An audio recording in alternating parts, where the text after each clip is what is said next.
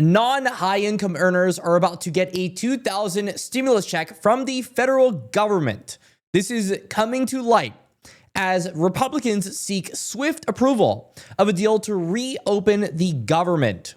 This is going to be a big moment for not only crypto, but equity markets overall. As Wall Street jumped today on the news that the government's, of course, reopening, NVIDIA and Palantir lead an AI surge. I think a lot of people have been counting out the fact that we haven't really had a moment like 2021 where there were so many people with so much random capital out there that the crypto market surged to highs we never had seen before. And really the missing piece in the puzzle has been those stimulus checks, has been the interest rate cuts, has been the ease of liquidity onto markets. And finally, that is going to be the case. With Trump officially saying people that are against tariffs are fools. We're now the richest, most respected country in the world with almost no inflation and a record stock market price. 401ks are highest ever. We are taking in trillions of dollars and will soon begin paying down our enormous debt of $37 trillion. Record investment in the U.S., plants and factories going up all over the place. And here's the most important part. A dividend of at least $2,000 a person, not including high-income people, so unlucky for me, will be paid out to everyone. This is a very big deal. Now, I don't even want to talk about the ramifications of throwing out a bunch of money out to everyone. I also don't want to talk about the ramifications of not paying off our debt. A good thing is that the Trump administration is supposedly saying that after they do this $2,000 stimulus check for everyone, they're going to be paying off their debt with the remainder. I don't know how much money that is. I know that if they gave everybody $2,000, that's what, like $650 billion. The U.S. is like $30+ trillion worth of debt. So definitely not going to be doing much for us in terms of that department. But what it will do for us is pump the crypto market. We have had a pretty good day in the crypto market. The top performing cryptos today, we've got Uniswap, World Liberty Finance, which we know has very, very deep Trump backing. Coincidentally, the number 3 coin is Trump coin.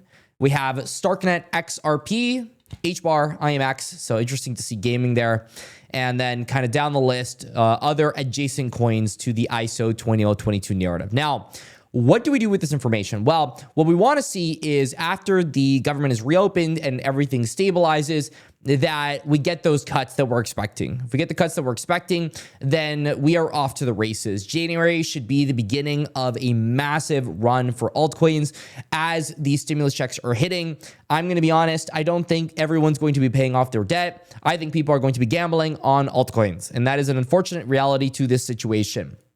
If you've had enough capital in the sidelines, this is probably that time to be looking at the crypto markets and saying, I mean, you're probably going to want to position it to something that's risk on, because the fact is everyone that's been risk off has been risk off because they haven't had any sort of stimulus. They haven't had any additional capital enter.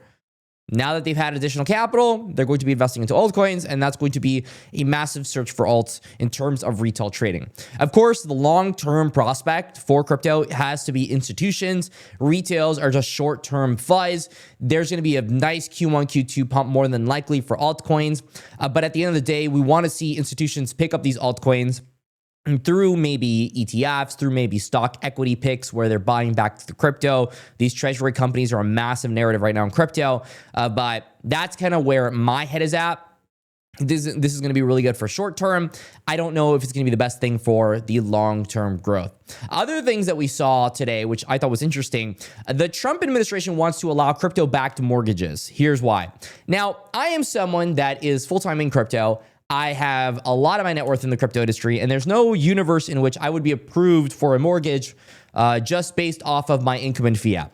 If they allowed crypto-backed mortgages, that would allow about 15% of the population to go ahead and finally use their cryptocurrency to help them in getting a mortgage. I think that's awesome. I think this is better than going ahead and introducing 50-year mortgages.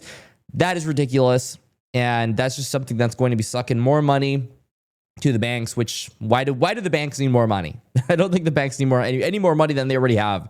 But crypto-backed mortgages could help a lot. with me, for example, and anybody that's really big into crypto and wants to make money in crypto and doesn't just want to go ahead and cash it all out and lose it all. This is one of the strategies that people use in the stock market. They use their stock as a loan collateral. You could do the same thing, hopefully, in the future with crypto. So that would be another use case that would only legitimize crypto.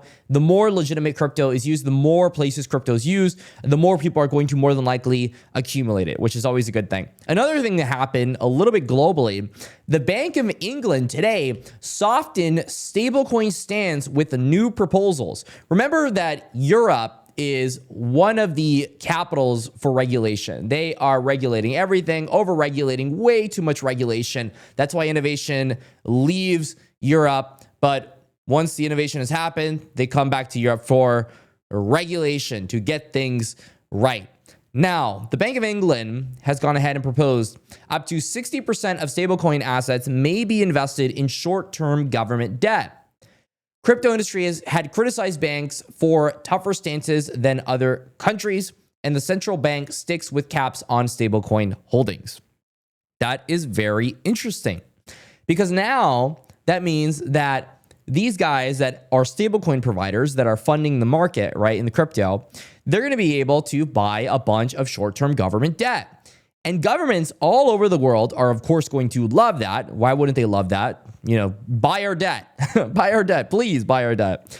That only increases confidence in our government. So these stablecoin guys all of a sudden are going to have a bunch more leverage to get the proper regulation they need to really flourish.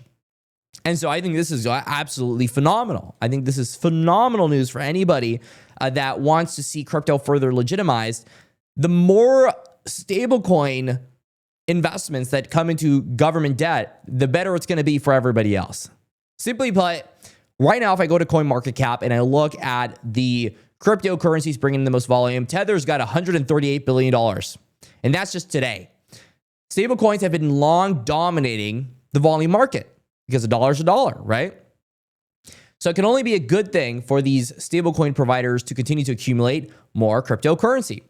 And so this is a big shift from where a lot of people were mentally, where people had thought this bull run was over. There was no way we were going to come back. All of a sudden, everything is changing with these stimulus plans, $2,000 stimulus plans.